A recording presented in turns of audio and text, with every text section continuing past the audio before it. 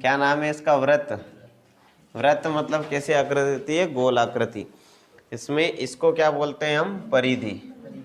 क्या बोलते हैं? परिधि। ये जो रहता है इसका ये कहलाता है केंद्र। और इस केंद्र से परिधि की दूरी चाहे वो किसी भी दिशा में हो, इधर हो इधर हो इधर, वो कहलाती है हमारी त्रिज्या। क्या कहलाती है? त्रिज्या। त्रिज्या को काय से डिनोट करते हैं? पहले ही पढ़ रखा है हमने, आर से। काय से डिनोट करते हैं? आर से। इस कोने से इस कोने की दूरी जो कि इस केंद्र से होकर गुजरती है, ये बात याद रखना है ना। दोनों किनारे की दूरी जो कहां से होकर गुजरती है? केंद्र से होकर गुजरती है, उसे हम कहते हैं व्यास। व्यास किसके बराबर होता है? दो त्रिज्याओं के। 2r करते हैं इसको। ये त्रिज्याएं, ठीक है।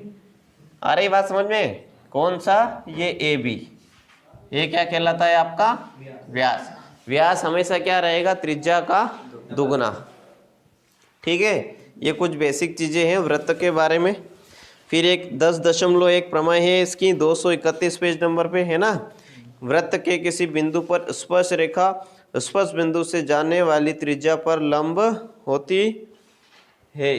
त्रिज्या पर लंब होती है, इस चीज को समझो। स्पर्श रेखा क्या होती है? स्पर्श करना तो समझते हो ना, टच करके जाने वाली। समझ लो कि ये लाइन है जो वृत्त को टच करके जा रही है, ठीक है। तो इस लाइन जहां ये टच करती है जिस बिंदु पर, वो क्या रहता है? त्रिज्या से लंब रहता है। क्या रहता है? लंब रहता है, ठीक है। 10.1 में पूरी डिटेल इसकी लिखी हुई है, क्यों रहता है ये भी सिद्ध कर रखा है। इसका बेसिक देख लो सिर्फ, ठीक है। समझ लो इसका बिंदु क्या है? यहाँ पर O है ना। इसको हम मानते हैं N, या फिर कुछ और मान लिया इसने, P लिख रखा है इसने। देख लेना डिटेल उसमें ना। कोई बिंदु हम लेते हैं Q, जिसको कहाँ से मिलाते हैं हम? O से Q तक, ठीक है। तो इसमें हमको दिख रहा है कि जो OQ है आपका, वो बड़ा रहेगा OP से, है ना। ये OP छोटी है, OQ बड़ा है। एक बिंदु यहाँ भी लेते हैं, उससे भी बनाते हैं, तो उसमें भी ऐसा ही होगा कि ये वाला बड़ा रहेगा, OP छोटी रहेगी। मतलब इस केंद्र से इस स्पर्श रेखा की सबसे कम दूरी या सबसे नजदीक कौन सा है? ये वाला P वाला बिंदु। अरे बात समझ में? और किसी रेखा से किसी बिंदु पर सबसे नजदीक लाइन खींची जाती है तो वो उस पर लंब होती है। 7.1 प्रमेय में ये सिद्ध किया हुआ है, ठीक है। छोटे डिस्टेंस कैसा रहता है? सीधा। सिंपल भाषा है, जैसे कि हम कहीं जाते हैं, गांव में गए तो ऐसा टेढ़ा एढ़ा जाए वो लंबा रहता है, एकदम सीधा जाए 90 डिग्री के कोण पे तो वो सबसे छोटा रहता है। तो ये सबसे नियरेस्ट डिस्टेंस है 90 डिग्री का रहेगा, ठीक है। ये बात रटा गई है ना कि स्पर्श रेखा क्या रहती है? त्रिज्या से लंब रहती है, ठीक है। अब आते हैं हम 10.1 पे। निकालो पहला क्वेश्चन, बताओ 10.1 का क्या है? एक वृत्त की कितनी स्पर्श रेखाएं हो सकती है? बताओ। ये वृत्त है, इस पर कितनी स्पर्श रेखाएं निकल सकती है? एक। ये, फिर ये, फिर ये कितनी हो गई? ये 5 नहीं हो गई, ये अनंत हो गई। हर बिंदु से होके निकलेगी, यहाँ से होके निकलेगी, यहाँ से स्पर्श होके निकलना है, टच होके। कितनी निकल सकती है? आ रही बात समझ में? क्या नहीं आ रही? है ना, बहुत सारी। क्या देखो पीछे क्या लिखा है 10.1 का? 10.1 का पीछे आंसर चेक कर लिया करो, टीचर भी गलत हो सकते हैं। अपरिमित रूप से अनेक, नहीं देखा? ठीक है, लिख लो उसका, पेंसिल से लिख लिया। फिर रिक्त स्थानों की पूर्ति कीजिए, दूसरा क्वेश्चन है ना। क्या लिखा है दूसरे क्वेश्चन में? पहले का क्या आएगा? अपरिमित रूप से अनेक। और फिर दूसरे में क्या है? रिक्त स्थान है ना। दूसरे का पहला क्या है? किसी वृत्त की स्पर्श रेखा उसे बिंदु पर प्रतिच्छेद करती है। स्पर्श रेखा कितने बिंदु पर प्रतिच्छेद करती है बताओ? अगर इसके क्रॉस से कोई निकाली जाए तो वो एक तो यहाँ करेगी, लेकिन ये स्पर्श रेखा नहीं, ये टच करके नहीं गई है, ये अंदर होके चली गई है ना। तो स्पर्श रेखा क्या होती है? जो सिर्फ ऊपर टच करके निकलती है, तो वो सिर्फ एक ही बिंदु पर करती है। तो क्या आएगा इसमें? एक। पीछे क्या आंसर है? एक है। है ना। फिर अगला क्या है, वृत्त को दो बिंदुओं पर प्रतिच्छेद करने वाली रेखा को कहते हैं, क्या कहते हैं, प्रतिच्छेदी रेखा। नहीं आ रही बात समझ में, दो बिंदुओं पर मैंने बताया ना कौन सी करेगी, जो इसको प्रतिच्छेदी प्रतिच्छेदक रेखा, जो भी लिखना कोई, क्या लिखा है पीछे बेटा, है छेद रेखा। ठीक है। तीसरा, एक वृत्त की समांतर स्पर्श रेखाएं हो सकती है। समांतर स्पर्श रेखाएं कितनी हो सकती है, एक तो ये यहां से निकल गई है ना, इसी के समांतर यहां से निकल गई, इसी के समांतर यहां से निकल गई, इसी के समांतर यहां से निकल गई। बताओ इनमें स्पर्श रेखाएं कितनी है, खाली दो है। एक समय पर एक वृत्त की स्पर्श रेखाएं कितनी हो सकती है, दो। तीसरी निकालने जाएंगे तो वो प्रतिच्छेदक रेखा बन जाएगी, है ना, छेदक रेखा बन जाएगी। नहीं आ रही बात समझ में। फिर अगला क्या है, क्या आएगा इसमें, और क्या है, इसमें से 2 नंबर का तो आएगा ही आएगा, 1 नंबर वाले में है ना, और 30 नंबर 32 नंबर का है ना इस बार। वृत्त तथा उसकी स्पर्श रेखा के उभयनिष्ठ बिंदु को कहते हैं, क्या कहते हैं, स्पर्श बिंदु। स्पर्श रेखा जहाँ टच हो रही है वहां क्या कहलाएगा, ये स्पर्श बिंदु। नहीं आ रही बात समझ में। अगला पलटाओ। सेंटीमीटर त्रिज्या वाले एक वृत्त के बिंदु P पर स्पर्श रेखा को PQ को O से जाने वाली एक रेखा से बिंदु Q पर इस प्रकार मिलती है कि OQ बराबर 12 सेंटीमीटर है। अब 5 सेंटीमीटर त्रिज्या है किसी वृत्त की। कौन सा क्वेश्चन है, तीसरा क्वेश्चन। बनाओ एक वृत्त।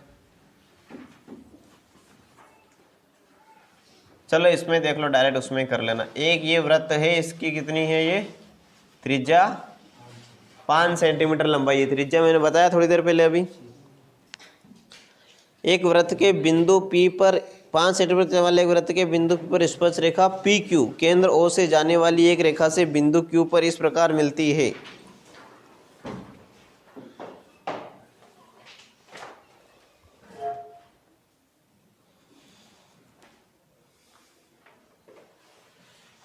ये यहाँ पर एक बिंदु P से मिलती है त्रिज्या, और ये Q हो गया यहाँ पर। ठीक है, ये लाइन यहाँ से यहाँ जा रही है सीधी। यहाँ कोई बिंदु क्या है, Q है। फिर क्या दे रखा है आगे, एक रेखा से बिंदु Q इस पर इस प्रकार मिलती है कि OQ बराबर कितना है, 12 सेंटीमीटर। O और ये O और Q कितना दे रखा है, 12 सेंटीमीटर। तो ये आपको निकालना है कि ये जो PQ है इसकी लंबाई याद करनी है आपको, है ना। ये यहाँ पर 90 डिग्री का कोण होता है ना, बेहाल हमने सिद्ध करा था कि ये लंब होती है। ये हुआ तो ये बन जाएगी आपकी कर्ण, ये बन जाएगा लंब, ये बन जाएगा आधार। और अगर हम पाइथागोरस प्रमेय से देखते हैं, पाइथागोरस प्रमेय क्या कहती है बताओ, कर्ण का वर्ग, कर्ण क्या है आपकी OQ, इसका वर्ग किस किस के बराबर रहेगा, OP के वर्ग प्लस PQ के वर्ग के बराबर। आ रही बात समझ में। तो ये OQ का वर्ग कितना है, 12, 12 का वर्ग, OP का वर्ग कितना है, 5, 5 का वर्ग प्लस PQ कितना है, ये तो निकालना ही आपको, इसके वर्ग में करके छोड़ देंगे। 12 का वर्ग कितना होता है, 144 माइनस 5 का कितना होता है, 25। उधर हो गया PQ का स्क्वायर, 144 में से 29 गया, 119 बराबर PQ का स्क्वायर। स्क्वायर हटेगा तो इधर रूट चढ़ जाएगा, तो कितना हो जाएगा ये 119, अंडर रूट 119, और ये हो गया PQ बराबर। तो ये आपका जो लंबाई थी वो कितने है, अंडर रूट 119, है ना। कौन सा वाला ऑप्शन है, डी वाला, है ना। चौथा क्वेश्चन देख लो फटाफट। है पीछे ये आंसर के कौन सा है रे, यही है। देखो चौथा देख लो, एक वृत्त खींची, एक वृत्त बनाना है ना। उसमें क्या करना है, स्केल से एक ये बनाना है, ठीक है। उसके अलावा उसमें क्या होनी चाहिए, उसके समांतर ये एक और स्पर्श रेखा होनी चाहिए, और एक उसके ही समांतर छेदक रेखा होनी चाहिए, है ना। इसका नाम देते हैं हम लाइन L, इसका M और इसका N, जिसमें से L और N क्या है, स्पर्श रेखा है। स्पर्श ये सही है, कैसा लिखा था रे, सही लिखा है स्पर्श, है ना। ठीक है, एक स्पर्श रेखा होता है, दूसरी उनमें से एक, दो ऐसी रेखाएं खींचिए, एक वृत्त खींचिए और एक दी गई रेखा के समांतर दो ऐसी रेखाएं खींचिए। ये रेखा के समांतर खींच दिए हमने, तो L के M स्पर्श है, और ये जो M है ये क्या है आपकी छेदक रेखा है। ठीक है, आ रही बात समझ में कि नहीं आ रही? इसमें आ गए। अब निकालो, आओ कौन सा है अपना। कंफ्यूजन होगा। उदाहरण पहला, पेज नंबर 234 पे है ना, बाद में देखते रहना तुम लोग वीडियो। सिद्ध कीजिए कि दो सकेंद्रीय वृत्तों में बड़े वृत्त की जीवा छोटे वृत्त को स्पर्श करती है। जीवा मतलब क्या होता है? ये जो वृत्त रहता है ना अपना, उसमें व्यास या फिर ऐसी लाइनें जो रहती है जो एक किनारे से दूसरे किनारे तक जाती है, उसको हम क्या कहते हैं? जीवा, है ना। हर जीवा व्यास नहीं होती है, सिर्फ एक दो ही रहती है बीच में। ठीक है, सकेंद्रीय वृत्त हो गया मतलब एक ही केंद्र दोनों वृत्तों का, वो सकेंद्रीय हो गया। बड़े वृत्त की जीवा इस किनारे से उस किनारे तक की दूरी क्या करती है? छोटे केंद्र की स्पर्श रेखा है, स्पर्श करती है। इस पर स्पर्श बिंदु पर समद्विभाजित होती है। ये जो है ना, यहाँ पर ये समद्विभाजित होती है, हमको ये सिद्ध करना है। ठीक है, तो हमको यहाँ पर लिखना है। सबसे पहले जो हम लिखते आ रहे थे, क्या दिया गया है? क्या क्या दिया गया है? C1 C2 सकेंद्रीय वृत्त ये दे रखा है हमको, है ना। केंद्र O दे रखा है, AB रेखा C1 की स्पर्श रेखा है। C1 मतलब अंदर वाले की, सर्कल 1 की स्पर्श रेखा है। आ रही बात समझ में? फिर क्या आएगा नीचे? ज्ञात करना है। क्या ज्ञात करना है हमें बताओ? ज्ञात करना है, क्या ज्ञात करना है? AP this equal to P, B और P। आ रही बात समझ में? AP this equal to B और P। चाहे केंद्रीय वृत्त, चाहे ने माहौल बिगाड़ दिया थोड़ा है। फिर ये ज्ञात करना है। क्या ज्ञात करना है? हमको ये दिखाना है कि ये जो OP है ये इसको समद्विभाजित करता है। ठीक है, ये ज्ञात करना है। फिर हम लिख लिया हमने कि हमको ये ज्ञात करना है। फिर हम क्या करेंगे? रचना करेंगे, है ना। A तथा B को O से मिलाने पर, आ रही बात समझ में क्या बोल रहा हूं मैं? A तथा B को मिला दो ऐसा डैश डैश करके O से।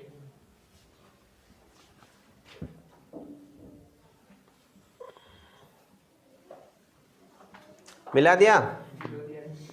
तो इस प्रकार से हमारे पास क्या हो गया? एक त्रिभुज हो गया APO, और तथा करके एक त्रिभुज एक और हो गया। कौन सा हो गया?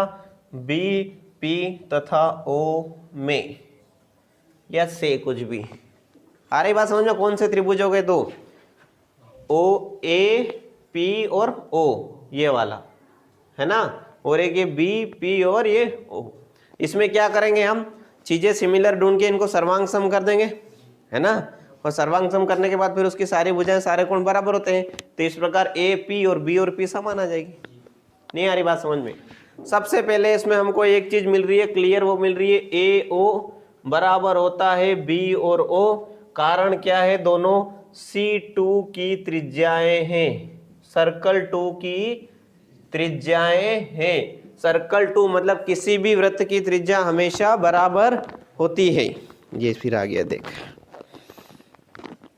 यहाँ से घूमने का ही नहीं रहने दिया मेरे को आगे तक। ठीक है, क्या होती है? त्रिज्याएं बराबर होती है। तो ये जो दोनों त्रिज्याएं, ये बड़े वृत्त की त्रिज्या है, दोनों बराबर रहेगी। नहीं, फिर अगला हमारे पास है O और P, और O और P दोनों में आ रही है समान। एक ही बार लिखो तो चलेगा। क्या आ जाएगा? समान है। क्या आ रही है? दोनों में आ रही है। नहीं आ रही बात समझ में?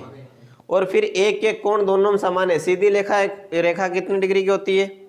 180 डिग्री की। ये 90 डिग्री का है, इधर वाला भी 90 डिग्री का रहेगा। तो हम लिख सकते हैं कोण APO बराबर कोण BPO। P वाला पॉइंट बीच में रहना चाहिए जहां कोण बना हुआ है। APO कौन सा वाला? A से लगा के P से लगा के O तक, ये वाला। फिर BP और O, ये वाला क्या है? ये 90 डिग्री का, है ना। कारण क्या है इसका? बिंदु PC1 का स्पर्श बिंदु है। सॉरी, रेखा AB लिख देना, रेखा AB C1 की स्पर्श रेखा है, और स्पर्श रेखा और त्रिज्या में कितने डिग्री का कोण रहता है? 90 डिग्री का। ठीक है, अभी तक हमने एक थ्योरम और पढ़ी थी RHS। RHS को बोलते हैं हम सर्वांग समतल। R का मतलब होता है राइट एंगल ट्रायंगल, H का मतलब होता है हाइपोटेनियस कर्ण, और S का मतलब होता है साइड, एक भुजा कोई सी भी। तो हमें एक तो कर्ण कर्ण बराबर मिल गई है, राइट एंगल 90 डिग्री का कोण बराबर मिल गया है, और एक ये भुजा भी मिल गई है ना। तो उसी प्रकार से क्या हो जाएगा, त्रिभुज APO सर्वांग सम का साइन ऐसा हो जाएगा किसके? BP और O के। कारण क्या आएगा इसका? RHS सर्वांग समता नियम। 9th में था शायद, अभी समरूपता आया था अपना, है ना, 9th में सर्वांग समता। अब सर्वांग सम क्या कहता है कि यदि दो त्रिभुज सर्वांग सम होते हैं तो उसकी सारी भुजाएं और सारे कोण बराबर होते हैं। ठीक है, तो इसमें ये जो भुजा है आपकी ये बराबर आ जाएगी, कौन सी? AP बराबर आ जाएगी B और P के। ये आ गया आपका इति सिद्धम। अच्छा क्वेश्चन लगा मुझे, आ सकता है एग्जाम में। ठीक है, उतार लिया। इसमें किसी को कोई कंफ्यूजन हो तो क्वेश्चन पूछ। वृत्त तो बनाना ही पड़ेगा यार। 10.2 का पहले, एक बिंदु Q से एक वृत्त पर स्पर्श रेखा की लंबाई 24 है। समझ लो ये बिंदु कोई सा Q है ना। वहां से इस स्पर्श रेखा की लंबाई कितनी है? 24 है ना, 24 सेंटीमीटर है। ठीक है, Q की केंद्र से दूरी, केंद्र तो यहाँ कहीं होगा O, है ना, इसकी दूरी इसकी कितनी है? 25 सेंटीमीटर। तो ये जो त्रिज्या बची है अभी आपकी, है ना, समझ लो ये O होगी। ठीक है, ये Q है तो इसको P ले लेते हैं। तो ये निकालनी है आपको, तो पाइथागोरस प्रमेय से निकाल देना फटाफट। क्या निकालोगे? किसका वर्ग इधर आएगा?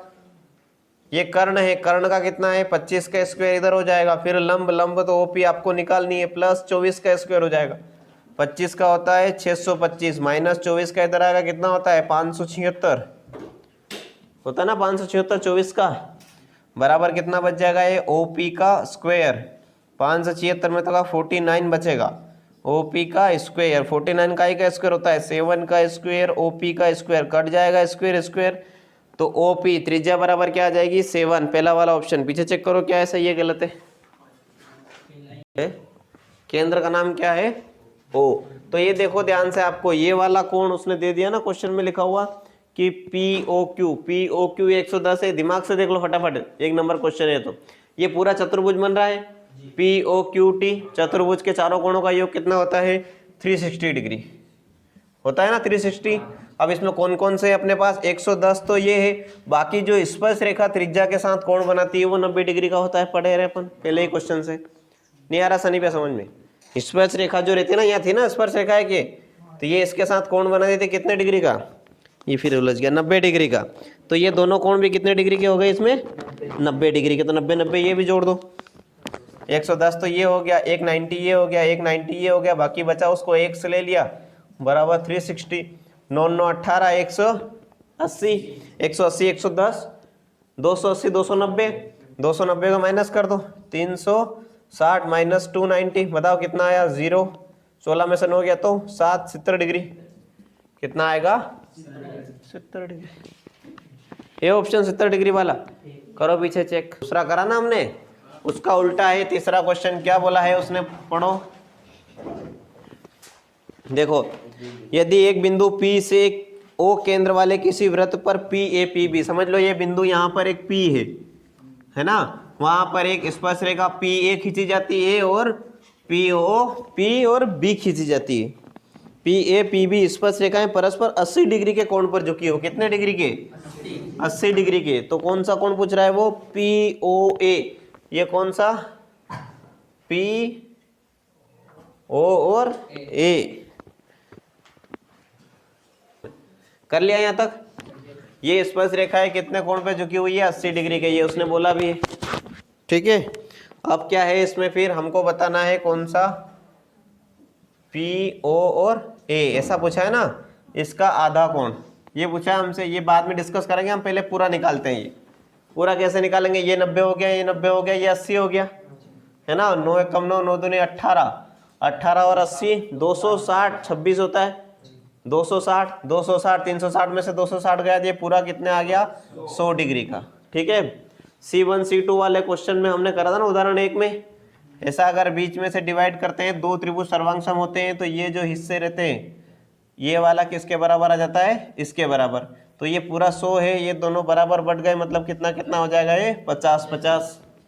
ठीक है, तो ऑप्शन कौन सा आ जाएगा आपका, प्रश्न पढ़ दो एक बार पूरा क्या लिखा है। सिद्ध कीजिए कि किसी वृत्त के किसी व्यास के सिरों पर खींची गई स्पर्श रेखाएं समांतर। तो ये अपने पास कोई वृत्त है जिसका केंद्र हमारे पास क्या है, O है, और एक उसमें व्यास है, क्या है व्यास, वो A तथा B। ठीक है, तो हम यहाँ पर लिख देते हैं केंद्र O, व्यास A और B। ठीक है, AO A तथा B पर स्पर्श रेखाएं भी खींच देते हैं हम, जिसको हमको समांतर बतानी है। स्पर्श रेखाएं खींच देते हैं PQ और C और D। समझ लो, इस पर मैं खींच देता हूं C और D। ठीक है, ये लाइन है कौन सी, C और D। ये C है, यहाँ पर एक बिंदु, यहाँ पर एक क्या है D है, मार्कर नहीं चल रहा है यार, और यहाँ पर एक बिंदु है P और यहाँ पर क्या है Q। ये A B पर दो स्पर्श रेखाएं खींची गई है। आ रहा प्रेम सिंह समझ में, मालिक भैया? लाइटिंग कुछ ज्यादा ही हो रही है, हुआ कम? तो फिर क्या मतलब इसको हटाने का, ठीक है थोड़ा दिखेगा तो सही। ए कर लिया यहाँ तक, क्वेश्चन करो यार, तुम टाइम कम है अपने पास, है ना, मेमोरी फेंक देगा बाहर फिर। ये बना लिया, उसके बाद हमको सिद्ध करना। हम सिद्ध करने के लिए क्या करते हैं, दो रेखाएं हैं अपने पास। ठीक है, अब हम देखते हैं कि ये वाला जो कोण है ये कितने डिग्री का है, बताओ। कोण CAO है ना, बराबर इसके बता देते हैं, किसके, इसके, कौन सा, QB और O। बताओ कितने डिग्री के रहेंगे दोनों कोण, ये 90 डिग्री के। त्रिज्या और स्पर्श रेखाएं एक दूसरे पर लंब होती हैं। अरे बात समझ में, तो उस प्रकार से ये दोनों कोण कितने डिग्री के रहेंगे, 90 डिग्री के। कारण क्या लिखोगे उसमें, त्रिज्या स्पर्श रेखा परस्पर, कैसे लिखा था रे, परस्पर, परस्पर लंब होती है। आ रही बात समझ में आपको, क्या करा है मैंने, ये त्रिज्या है, ये स्पर्श रेखा है, तो ये एक दूसरे पर लंब होती है, ये 90 डिग्री का है। ये एक त्रिज्या है, ये एक स्पर्श रेखा है, ये भी इस पे लंब होती है, ये भी 90 डिग्री का है। और अपन ने क्या पढ़ा था कि अगर दो समांतर रेखाएं होती है, एक प्रतिच्छेदक रेखा होती है, तो इधर वाला कोण अगर इसके बराबर रहता है उसको क्या बोलते हैं हम, अंतः एकांतर कोण। ये अगर बराबर मिल जाते हैं तो हमको सिद्ध हो जाता है कि ये दोनों लाइनें कैसी है, समांतर है। तो हमको एक तरफ का तो मिल गया ये वाला कोण बराबर, इधर वाला भी लिख देते हैं। कौन सा है, कोण DAO। DAO बराबर है किसके, PB और O के। कौन से वाले के, इसके, PB O के। कौन सा वाला, ये वाला। आ रही बात समझ में, कोण PBO के, ये भी क्या है 90 डिग्री का। इसका भी कारण क्या है, यही है कि त्रिज्या स्पर्श रेखा के परस्पर लंब होती है। ठीक है, अब देख लो ध्यान से, मैंने ये कौन सा लिखा है, CAO। CAO ये वाला कोण किसके बराबर लिख दिया है, इसके बराबर। ये वाला कोण इसके, अंतः एकांतर कोण क्या बराबर आ गए। आ रही बात समझ में, तो उस प्रकार से क्या हो जाएगा, जो C और D है वो समांतर हो जाएगी आपकी P और Q के, है ना। नीचे लिख देना समांतर रेखाओं में प्रतिच्छेदी रेखा के अंतः एकांतर कोण बराबर होते हैं।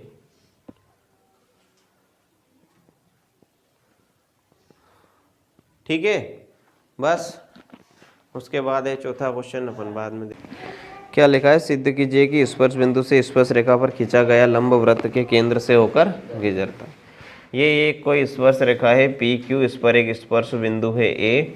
अगर इस ए से पी क्यू पर एक लंब डाला जाए तो वो लंब कहाँ होकर गुजरता है, इस केंद्र से होकर गुजरता है। ये हमें क्या करना है, ज्ञात करना है या सिद्ध करना है। ठीक है, लिखो इसमें, है ना, बिंदु ए से लंब डालने पर, जब बिंदु ए से लंब डालेंगे तो वो कहाँ होकर गुजरेगा, ओ से होकर गुजरेगा।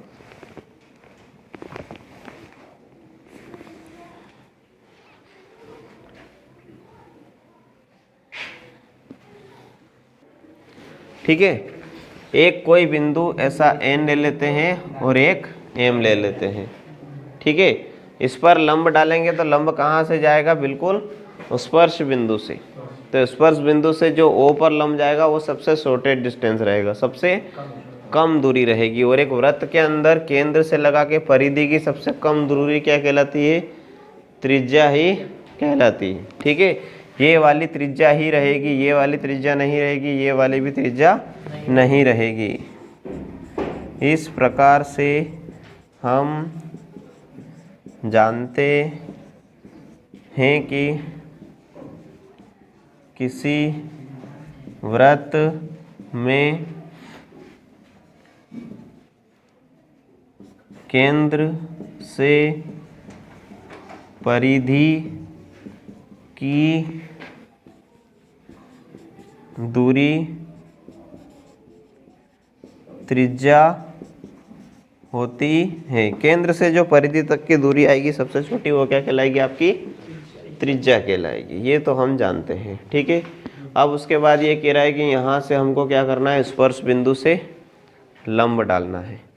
ठीक है, तो स्पर्श बिंदु से अगर लंब डाला जाए तो वो केंद्र से होकर गुजरता है। क्यों, क्योंकि हमने पहले भी देख रखा है,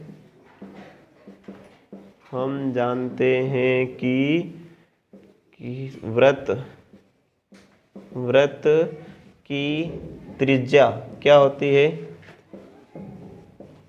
स्पर्श कैसे लिखते हैं, ऐसे स्पर्श रेखा पर लंब होती है, स्पर्श रेखा पर लंब होती है। तो पी क्यू पर लंब होगी क्या, ओ और ए, है ना। नहीं आ रही बात समझ में, है ना। और वही ओ एक क्या है, जो पी क्यू पर हमने स्पर्श रेखा से लंब डाला है।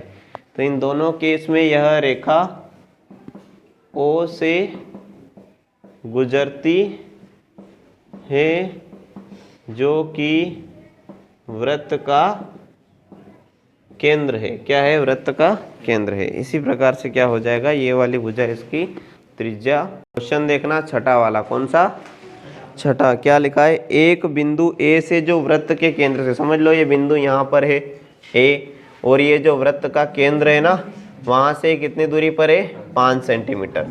और अगर इससे स्पर्श रेखा खींची जाए, कौन से बिंदु ए से इस वृत्त पर क्या खींची जाए, स्पर्श रेखा समझते हो ना, टच करके जाने वाली, तो उसकी लंबाई शायद उसने 4 सेंटीमीटर बताई है। देखो ध्यान से, एक बिंदु ए से जो वृत्त के केंद्र से 5 मीटर की दूरी पर स्थित है, वृत्त पर स्पर्श रेखा की लंबाई 4 सेंटीमीटर है। इसकी लंबाई, यहाँ स्पर्श रेखा की लंबाई कितनी है, 4 सेंटीमीटर है। ठीक है, वृत्त की त्रिज्या ज्ञात कीजिए। ये वाली जो वृत्त की त्रिज्या है, आपके केंद्र से परिधि तक की दूरी, जो स्पर्श रेखा पर आपका लंब भी रहती ना है, इसकी दूरी आपको ज्ञात करनी है। ठीक है, ये बिंदु ए ले लिया हमने, हमको दे रखा है ना। समझ लो ये स्पर्श कर रहा है, ये बिंदु कौन सा है, बी। ठीक है, और केंद्र हमको क्या दे दिया है, ओ। केंद्र ओ है ना। और स्पर्श बिंदु क्या है, बी। स्पर्श बिंदु बी है। ठीक है, तो हमको क्या हो गया, इस, अच्छा वो वाली स्टेटमेंट लिख देते हैं, कौन सी, कि जो स्पर्श बिंदु है या स्पर्श रेखा है वह त्रिज्या पर लंब होती है ना। लिख दो उसमें पूरी लाइन। हम जानते हैं कि स्पर्श रेखा एवं वृत्त की त्रिज्या समलंब होती है, एक दूसरे पर लंब होती क्या है, एक दूसरे पर लंब होती है। कौन कौन? स्पर्श रेखा, ये जो टच करने वाली रेखा है, ये जो आती है ना, ये और त्रिज्या एक दूसरे पर उस स्पर्श बिंदु से। हम चाहते हैं कि स्पर्श रेखाओं वृत्त की त्रिज्या, यहाँ लिखो त्रिज्या स्पर्श बिंदु पर समलंब होती है। स्पर्श बिंदु पर, जो स्पर्श बिंदु है ना, वहां पर क्या होती है, ये समलंब से होती है। तो क्या हो जाएगा, ये एक समलंब से क्या बन जाएगा, आपका समकोण बन जाएगा, है ना। इस प्रकार से क्या हो जाएगा, त्रिभुज जो है वो ओ ए बी समकोण त्रिभुज बन जाएगा, नहीं बनेगा? क्या बन जाएगा, ये समकोण त्रिभुज। और कौन सा कोण? कोण देख लो, ए बी ओ, ए से लगा के बी से लगा के ओ तक बराबर कितने डिग्री का हो जाएगा, वो 90 डिग्री का। उसका कारण ये हमने लिख दिया। हम जानते हैं कि स्पर्श रेखाओं वृत्त की त्रिज्या स्पर्श बिंदु पर समलंब होती है। समलंब का मतलब क्या होता है, एक दूसरे के 90 डिग्री पे रहती है ना। तो क्या हो जाएगा, ये वाला त्रिभुज क्या हो गया, समकोण त्रिभुज। अगर ये समकोण त्रिभुज है तो इसमें कर्ण क्या बन जाएगा, बता दो फटाफट। ए ओ, है ना। आधार क्या बन जाएगा, ए बी, है ना। और लंब क्या बन जाएगा, ओ और बी। ज्ञात क्या करना था आपको, वो भी अगर इधर लिखना चाहो तो ज्ञात करना है, क्या करना है, त्रिज्या, है ना। त्रिज्या क्या है अपनी, ओ और बी, ये हमको ज्ञात करना थी। इसमें नहीं आ रही बात समझ में? समकोण त्रिभुज में क्या क्या, ये मिटा रहा हूँ मैं, है ना, इससे बाद लिख लेना, अब लिखा रहना। समकोण त्रिभुज में फिर क्या करेंगे हम, पाइथागोरस प्रमेय द्वारा। पाइथागोरस प्रमेय हमें क्या कहती है कि कर्ण का जो वर्ग रहता है ना, या फिर डायरेक्ट में लिख देता हूँ, ए ओ का वर्ग ए बी का वर्ग प्लस ओ और बी के वर्ग के बराबर रहेगा। ये जो ए ओ है इसका वर्ग, कर्ण का वर्ग किसके बराबर रहेगा, आधार का वर्ग प्लस लंब का वर्ग, ठीक है। हाइपोटेनियस का स्क्वायर किसके बराबर रहेगा, बेस का स्क्वायर प्लस परपेंडिकुलर का स्क्वायर, ठीक है। आ रहा है समझ में? ऐसे खाली ऐसे कर। ए ओ की लंबाई कितनी दे रखी है आपके पास, 5 का स्क्वायर। ए बी की लंबाई 4 का स्क्वायर। ओ बी आपको निकालना है, 5 का स्क्वायर हो गया आपका 25, 4 का उधर से माइनस में आया 16, है ना। उधर क्या बचा आपके पास, ओ और बी का स्क्वायर। 25 में से 16 गया तो कितना बचा, 9। ओ बी स्क्वायर, 9 का ही का स्क्वायर होता है, 3 का स्क्वायर और ओ बी का स्क्वायर, स्क्वायर स्क्वायर कट गया तो ओ बी बराबर आपका कितना आ गया, 3। 9 3 का स्क्वायर होता है ना, 3 का स्क्वायर करे तो क्या आता है, 9। तो क्या हो गया फिर बाद में, अतः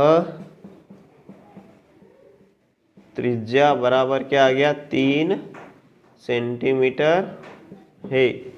अतः त्रिज्या 3 सेंटीमीटर है। समझ में आया?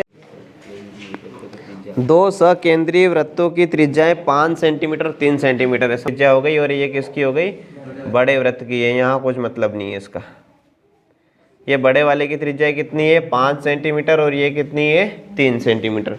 अब क्या कह रहा है आगे, बड़े वृत्त की उस जीवा की लंबाई ज्ञात कीजिए जो छोटे वृत्त। अब इसकी जीवा क्या होती है, इस किनारे से उस किनारे की दूरी।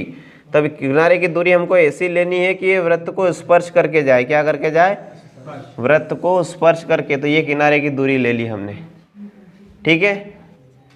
ये इस किनारे की दूरी हमने कैसे ले ली, इसका नाम दे दिया हमने ए और बी। वृत्त तो आपका ओ है ही सही, नहीं आ रही बात समझ में, है ना। तो हमको क्या दे रखा है, बड़े वृत्त की त्रिज्या 5 सेंटीमीटर, छोटे वृत्त की 3 सेंटीमीटर। तो ये स्पर्श बिंदु है सी, केंद्र है आपके पास ओ, जीवा या स्पर्श रेखा जो भी आप बोलना चाहो इसको, छोटे वृत्त के लिए C1 के लिए स्पर्श रेखा, C2 के लिए क्या है ये ज्ञात करना है, बताओ। ए बी ज्ञात करना है, जीवा की लंबाई ज्ञात करना है, जो छोटे वृत्त को स्पर्श करके जा रही है उसकी पूरे की लंबाई ज्ञात करना है। दोनों वृत्त की दे रखी है हमको, R1 दे रखा है 5 सेंटीमीटर, R2 दे रखा है आपको 3 सेंटीमीटर। एक त्रिभुज ले लेंगे हम। ये तो हम जानते हैं कि बड़े त्रिभुज की जो जीवा रहती है वो स्पर्श बिंदु पर समद्विभाजित होती है, ठीक है, ये हम जानते हैं। ये जानते हैं तो हम इसको ऐसा भी लिख सकते हैं कि AC बराबर क्या होता है, B और C। इसको छोड़ो अभी, अब हम जाएंगे त्रिभुज कौन सा, AOC, कौन सा बन जाएगा ये, समकोण त्रिभुज से। समकोण त्रिभुज क्यों बन गया, क्योंकि स्पर्श रेखा स्पर्श बिंदु पर त्रिज्या से समलंब होती है। अभी एक क्वेश्चन सोल्व करा हमने, होती है ना, तो ये क्या हो जाएगा, स्पर्श रेखा जो AB है स्पर्श बिंदु पर इस त्रिज्या से समलंब होती है, ठीक है। तो ये समकोण त्रिभुज बन गया। तो उसमें क्या लगता है आपका,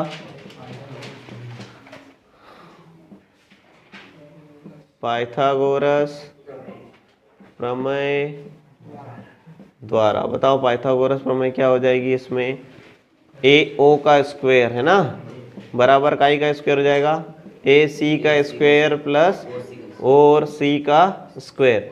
AO का स्क्वायर आपके पास है कितना है, 5 का स्क्वायर है। AC का स्क्वायर आपके पास नहीं है, OC का स्क्वायर की वैल्यू आपके पास है शायद 3 का स्क्वायर हो जाएगा, ठीक है।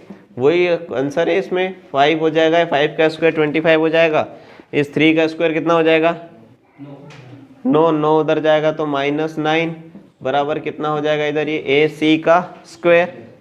नहीं आ रही बात समझ में, 25 में से 9 जाएगा तो 16 बराबर A और C का स्क्वायर, 16 का का स्क्वायर होता है 4 का square, AC square equal to 4 का स्क्वायर, स्क्वायर स्क्वायर कट गया, AC बराबर क्या आ गया आपका 4, ठीक है। और क्या करेंगे हम, समीकरण 1C है ना, AC बराबर क्या था, B और C, तो AB की लंबाई क्या आ जाएगी आपकी 8 सेंटीमीटर। ये समझ में आया कैसे आई, है ना। ये अगर 4 सेंटीमीटर आई है तो ये भी कितनी रहेगी, 4 सेंटीमीटर रहेगी। क्वेश्चन के एंड में क्या लाइन दी थी उसने, वृत्त की उस जीवा की लंबाई ज्ञात की, छोटे वृत्त को, तो अतः जीवा की लंबाई, अतः जीवा की लंबाई कितनी है, 8 सेंटीमीटर है। उतार लिया। इसको बराबर करने का एक और देख लो, समझ लो अगर इस त्रिज्या को मिला दे, ये क्या है, ये बड़े वृत्त की त्रिज्या है जो केंद्र से होकर जा रही है। नहीं आ रही बात समझ में, तो अगर इस त्रिभुज को देखें हम और इस त्रिभुज को देखें तो इसमें ये वाली भी 5 सेंटीमीटर है, ये वाली 5 सेंटीमीटर बराबर मिल गए हमको, एक ये कॉमन आ गई है ना, और इधर भी 90 डिग्री का कोण है, इधर भी 90 डिग्री का है, दोनों क्या हो गए, सर्वांग सम हो गए, RHS सर्वांग समता नियम से दोनों सर्वांग सम हो गए। तो जो त्रिभुज सर्वांग सम होते हैं उनकी सारी भुजाएं, सारे कोण बराबर रहते हैं, तो ये वाली भुजा भी इसकी बराबर रहेगी, AC बराबर क्या रहेगी, B और C।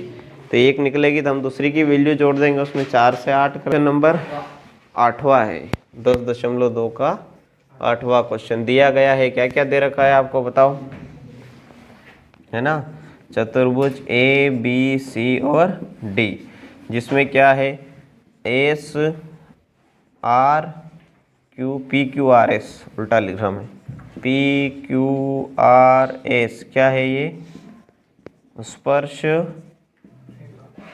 बिंदु, ठीक है, क्या है, स्पर्श बिंदु। ये स्पर्श बिंदु है ना, जो वृत्त को क्या कर रहे हैं, स्पर्श कर रहे हैं। फिर उसके बाद क्या करना है हमको, अगली स्टेप क्या लिखते हैं हम, ज्ञात करना है। क्या ज्ञात करना है बताओ, क्या लिखा है उसने, AB प्लस C और D के बराबर क्या होना चाहिए, AD प्लस B और C। सही लिखा है, यही पूछा है क्वेश्चन में। अब हम आते हैं एक एक केस से। कौन से वाले? पहले ए वाले से आ जाते हैं, है ना। अब क्या स्टेटमेंट लिखेंगे हम, बताओ। हम जानते हैं कि किसी व्रत पर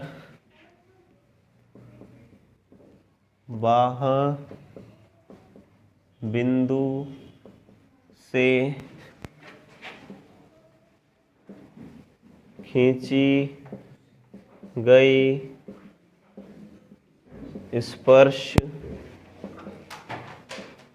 गई तो ही स्पर्श का खींचे ना, दोनों स्पर्श रेखाएं बराबर होती हैं, दोनों स्पर्श रेखाएं बराबर होती हैं। ठीक है, अब हम यहाँ पर मानते हैं कि बाह्य बिंदु कौन सा है? ए है। कौन सा है? ए। ठीक है, और बाहर बिंदु ए है, यहाँ से दो स्पर्श रेखाएं खींची गई है। कौन सी? एक स्पर्श बिंदु P तक जा रही है, AP। एक स्पर्श बिंदु कहाँ तक जा रही है? S तक, है ना। बाकी सारे को भूल जाना, ये एक बाहर का बिंदु है। ठीक है, तो अब यहाँ पर स्पर्श बिंदु लिख देते हैं हम। स्पर्श रेखाएं, बाह्य बिंदु से स्पर्श रेखाएं क्या है? AP। तो वो बराबर रहेगी किसके? A और S के। ठीक है, आई बात समझ में? क्या लिखा मैंने? फिर आपको नीचे लिखना है इसी प्रकार से, सिमिलरली, इसी प्रकार से क्या क्या होगा बताओ। अब अगर ये बाह्य बिंदु हम B मानते हैं, है ना, बाह्य बिंदु अगर B है तो कौन कौन सी इसका नाम मैं देता हूँ एक। ठीक है, बाह्य बिंदु B से क्या हो जाएगा? B और P बराबर हो जाएगी B और Q के। ठीक है, इसका नाम मैं क्या देता हूँ? 2। और फिर क्या क्या हो जाएगी? अगर बाह्य बिंदु ये है आपका, फिर हम लिखते हैं बाह्य बिंदु C, तो उसमें कौन कौन सी भरी हो जाएगी? CR और CQ। CR स्पर्श रेखा CQ के बराबर रह जाएगी, इसका नाम दे दिया 3। फिर हम लिखते हैं बाह्य बिंदु D से क्या क्या हो जाएगी बताओ? D और R, DS। कौन कौन सी जाएगी? DS बराबर D और R। ये क्या हो जाएगा आपका? समीकरण 4 का नाम। हमारा फोकस यहाँ पर है कि हमें AB चाहिए। कौन सी? A और B कहाँ है? AB चाहिए और C और D चाहिए। ठीक है, अब ये जो बराबर बराबर बराबर वाली चीज़ें हैं वो एक तरफ लिख देंगे हम।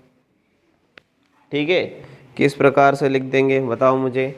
जैसे कि मैंने लिख दिया 5 बराबर 5, 3 बराबर 3, 2 बराबर 2।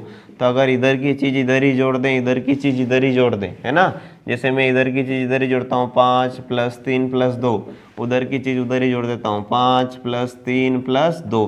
तो 5 3 8 और 2 10 10 10, ये भी बराबर रहा। मतलब बराबर से इधर की चीज़ें जोड़ दो और बराबर से उधर की चीज़ें जोड़ दो तो उनका अर्थ भी, मतलब आंसर भी क्या निकलता है?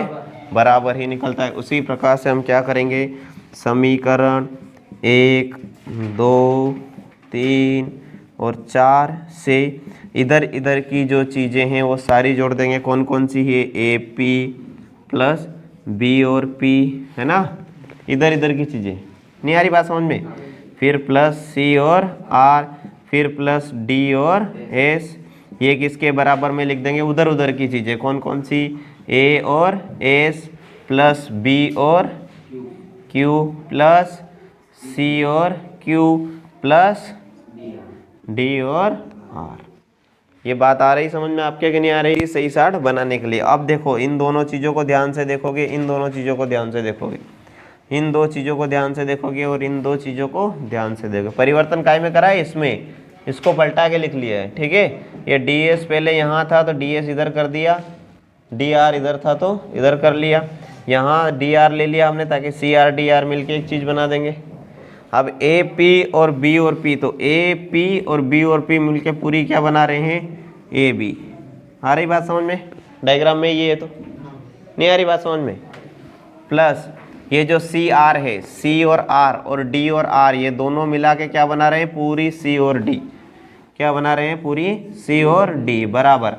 ये देखो ए एस और एक और क्या है ये डी एस है ना, इधर एक तो ए एस आपका और एक और क्या है डी एस। तो ये एक ए एस और ये डी एस मिल के पूरा क्या बना रहे हैं, आपकी ए और डी। और जो आपका बी और क्यू और सी और क्यू, तो बी और क्यू कहाँ है, बी और क्यू और सी और क्यू मिला के आपके क्या बना रहे हैं, बी और सी। ये आ गया आपका इति सिद्धम में, ठीक है। ये क्वेश्चन सोल्व हो गया। आया समझ में? वो सही बोला बेचारा हो गया चालू।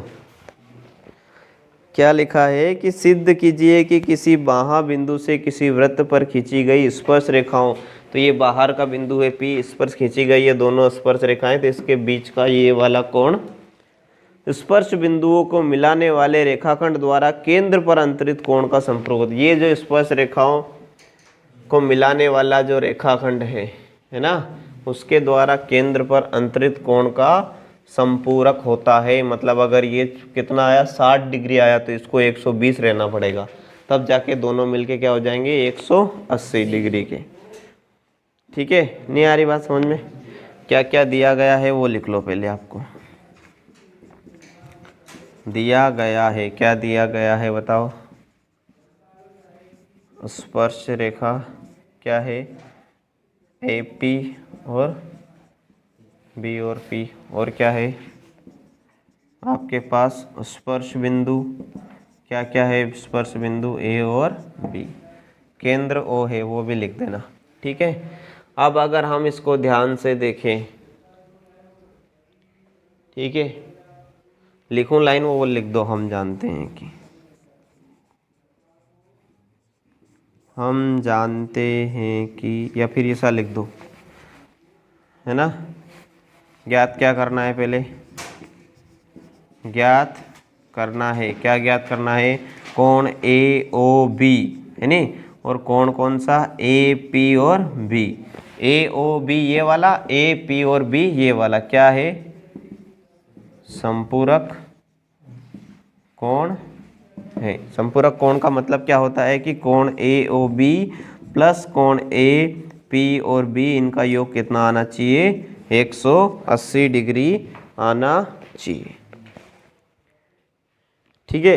अब देखो ध्यान से, हम लेते हैं चतुर्भुज, कौन सा, ए ओ बी पी, ए ओ बी और पी, ये वाला पूरा चतुर्भुज जिसमें 4 भुजाएं, 1 2 3 और 4 भुजाएं। आ रही बात समझ में नहीं आ रही आपको?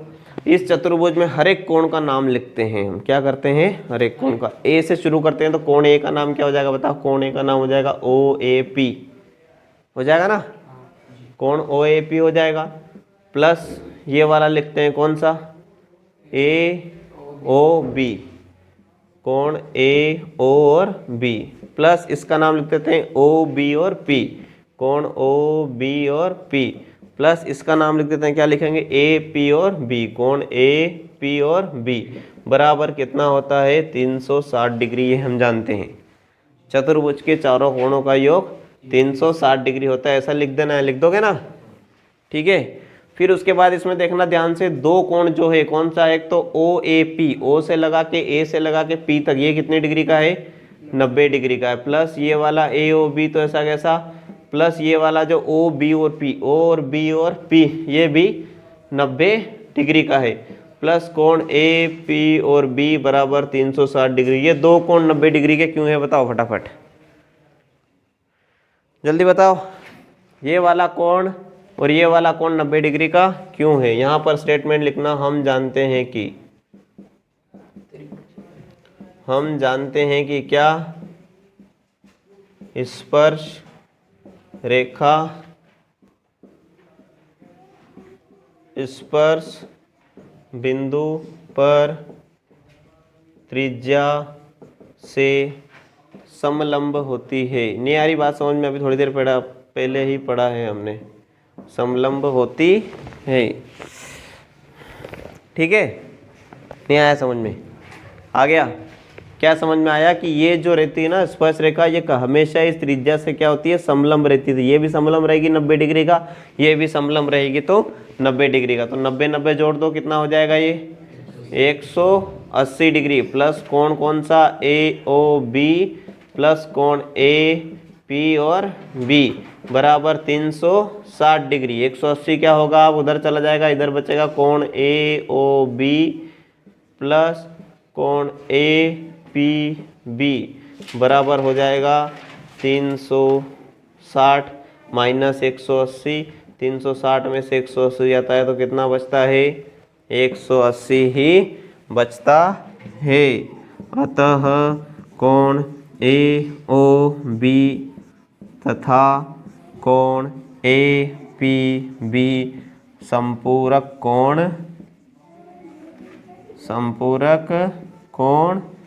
है। क्या है? संपूरक कोण है। ठीक है, आया समझ में?